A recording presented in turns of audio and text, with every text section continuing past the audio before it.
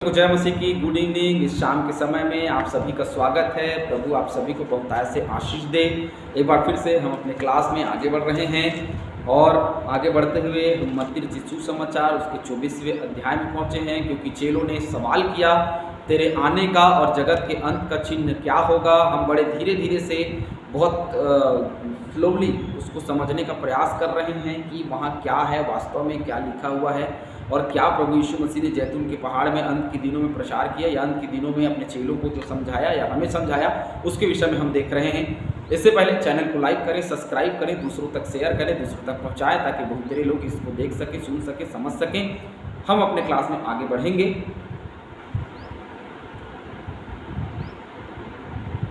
10वां पद 24 अध्याय का 10वें पद से आगे हम देखना आरंभ करेंगे। तब बहुत से ठोकर खाएंगे और एक दूसरे को पकड़वाएंगे और एक दूसरे से बैर रखेंगे। ये अंत के दिन का, मैं देख रहा अंत के दिन का चिन्ह हम देख रहे हैं। अभी अंत के दिन का सारा चिन्ह हमको दिखाई देगा। तो अंत के दिन क्या होगा, वो बहुत क्या करेंगे, तब बहुत से ठोकर खाएंगे, बहुत से गिरेंगे, बहुत से लोग जो है वो ठोकर खाते हैं। हम मसीही लोग जो हैं, मसीहियों को देख करके बहुत सारे विश्वासी जो हैं हमसे ठोकर खाते हैं और ठोकर खा करके वो गिर जाते हैं, अलग चले जाते हैं, अपनी दुनिया में वापस लौट जाते हैं। बहुत सारे विश्वास करते हैं, विश्वास में आने के बाद वो वापस चल देते हैं। क्यों चल देते हैं वापस? इसके पीछे में कारण सिर्फ इतना ही है कि हमारी कमज़ोरी है, हमारी लाचारी है और एक दूसरे को पकड़वाते हैं। हो रहा है ना कि ये मसीह का प्रचार करता है, वो उसको पकड़वा देते हैं, बोले ये तो मसीह यीशु में जाकर मिल गया, उसको सताते हैं। ये अंत का दिन है, ऐसे ही होना है। और एक दूसरे से वो बैर रखते हैं, भाई भाई से बैर रखता है, समझ लीजिए। अब दूसरा तो सुनिए, पड़ोसी से प्रेम रखना वो अलग बात है, यहाँ तो भाई भाई से प्रेम रख नहीं पा रहा है। अंत के दिन में ये सब हो, क्योंकि वो मेल कराने तो तलवार चलाने, अब ये तलवार चल रहा है, अलग हो जा रहे हैं लोग। 11वां पद, बहुत से झूठे भविष्यद्वक्ता उठ खड़े होंगे और बहुतों को भरमाएंगे। मैंने कहा ना, ये शिक्षा लगातार यीशु मसीह दे रहा है। इस शिक्षा को पकड़ लो, अंत के दिन में क्या होगा, इसके बाद में भूल जाओ कि कौन क्या बोल रहा है। सिर्फ मैंने जो कहा वो याद रखना। और बार बार कह रहा है, लोग तुम्हारे मसीह हूँ करके भरमाएंगे, और कहा कि उन दिनों में बहुत सारे झूठे भविष्यद्वक्ता खड़े होंगे और बहुतों को भरमाएंगे। मत्ती 7:15 में देखते हैं, चलिए एक घटना है मत्ती 7:15 में।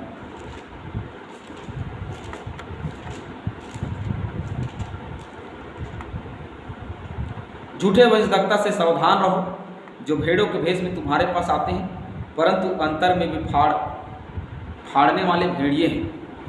अंदर से वो फाड़ने वाले भेड़िए हैं। ये यीशु मसीह के नाम से आएंगे। ये झूठे भविष्यद्वक्ता, अब देखिए, झूठा भविष्यद्वक्ता मतलब जो झूठी बात बोले, जो गलत बोले, वचन के विरुद्ध में बात करे, वचन से अलग जाए, उसको झूठे भविष्यद्वक्ता बोलते हैं। तो अंत के दिन में सावधान रहना होगा, क्योंकि अंत के दिन में झूठे भविष्यद्वक्ता आएंगे, ये तो गारंटी है। उनसे सावधान रहिए। मसीह यीशु बार बार करे, उनसे सावधान रहना होगा तुम्हें अंत के दिन में। मरकुस 13:5 देखते हैं।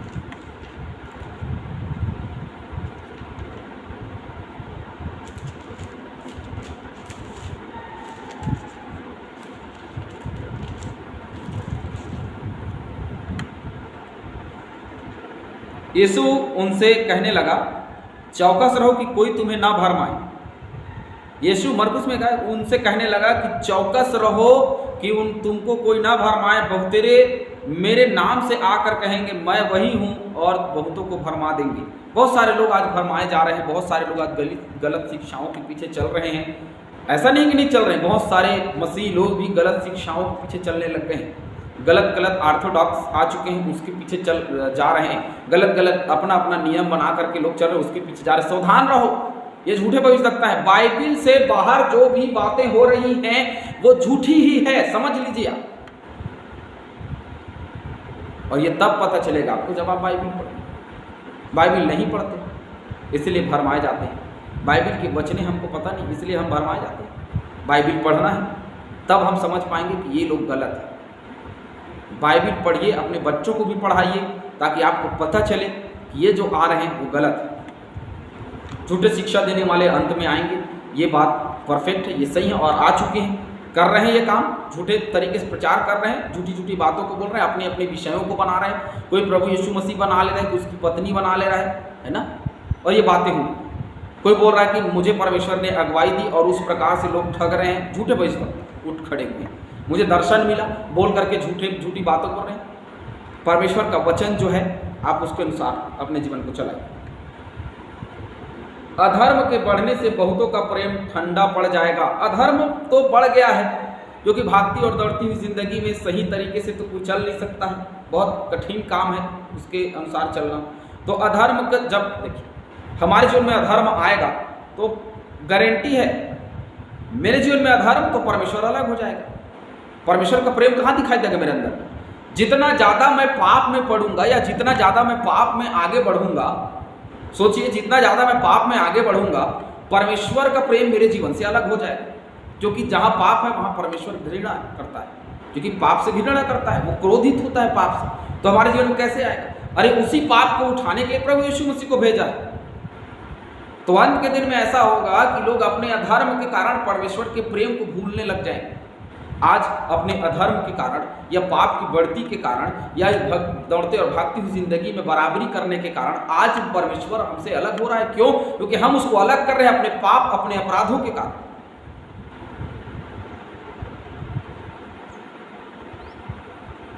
हमारा प्रेम ठंडा पड़ गया। इफिसियों की कलीसिया का तूने पहले जैसा प्रेम नहीं रखा, तेरे अंदर में पहले जैसा प्रेम नहीं। पहले जैसे मसीह में आते कितना उत्साह रहता है हमारे जीवन में, बपतिस्मा लिया कितना उत्साह रहता है, धीरे धीरे धीरे धीरे ठंडा हो जाता है, खत्म हो जाते हैं, खोखले हो जाते हैं, अंदर से कुछ बच नहीं जाता हमारे जीवन। क्यों? क्या गड़बड़ियां हैं? गड़बड़ी हमारा जीवन खुद, परेशानी हमारे जीवन में खुद। परंतु जो अंत तक धीरज धरे रहेगा उसी का उद्धार होगा। जो अंत तक धीरज धरे रहेगा उसी का उद्धार। प्रेम हमेशा एक सा होता है, कोई कम कोई ज़्यादा नहीं। बोलता हम कितना प्रेम करते हैं, आप बहुत प्रेम, परमेश्वर से बहुत प्रेम करते हैं। पहली चीज़ तो प्रेम का कोई नाप नहीं है, ना वो थोड़ा होता है ना ज़्यादा। प्रेम किसी से है या नहीं, प्रेम है तो वो पूरा है और नहीं है तो कुछ भी नहीं, थोड़ा बहुत कितना लगाव। प्रेम देखिए, लगाव और प्रेम में अंतर। लगाव है किसी से, थोड़ा बहुत ज़्यादा लगाव हो सकता है, लेकिन प्रेम थोड़ा ज़्यादा, इतना इतना इतना इतना या इतना नहीं होता।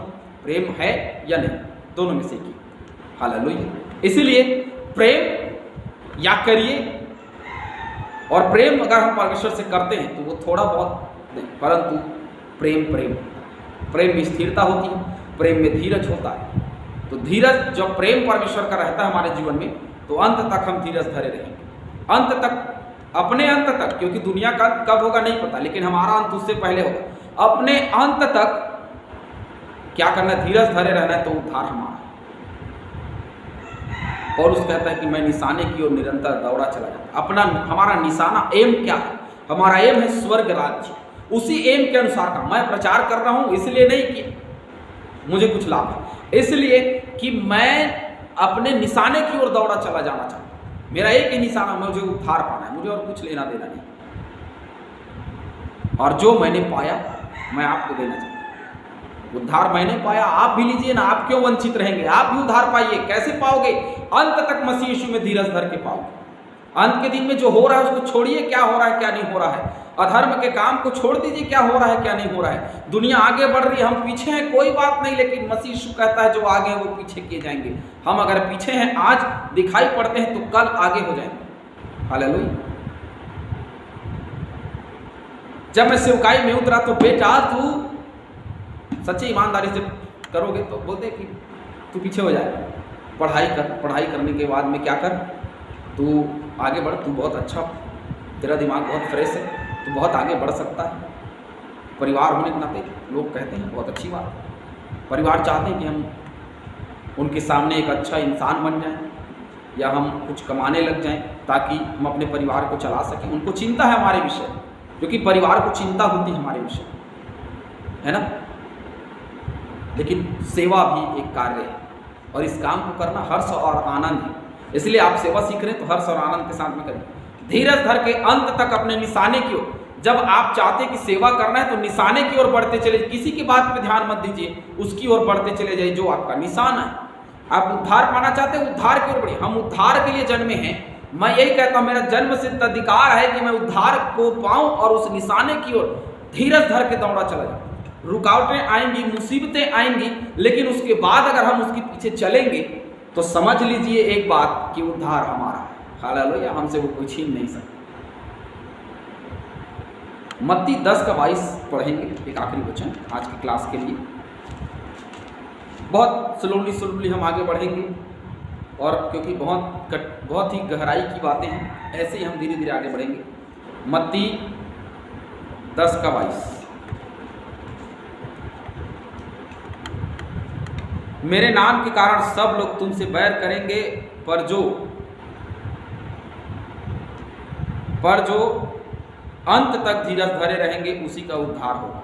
मसीह यीशु ने पहले इन बातों को कह दिया था कि मेरे नाम से लोग तुम्हें सताएंगे, डराएंगे, धमकाएंगे, ठीक है, लेकिन जो अंत तक धीरज धरे रहेगा वही उद्धार पाएगा। अंत तक धीरज धरे रहिए, तभी उद्धार संभव है। अगर अंत तक हम धीरज नहीं धरे रहेंगे तो हमारा उद्धार नहीं हो सकता। मेरे प्रियो, उद्धार पाना है, अंत तक धीरज धरे रहिए, थामे रहिए मसीह यीशु के हाथ को, तभी हमारा उद्धार होगा। अपना निशाना क्या है, अपना एम क्या है? केवल उद्धार, और कुछ। उद्धार हम पा लिए तो हर एक प्रकार की आशीष खुद ब खुद चली जाती है, हर एक घटके में पूरी हो जाता है। उद्धार की ओर बढ़े। उद्धार हमारा अधिकार है, जिसको शैतान या अधर्म के काम हमसे छीन नहीं सकते। बुराई से बचे रहें, अच्छे कार्य करते रहें, उद्धार में आगे बढ़ते रहें। प्रभु आप सबको आशीष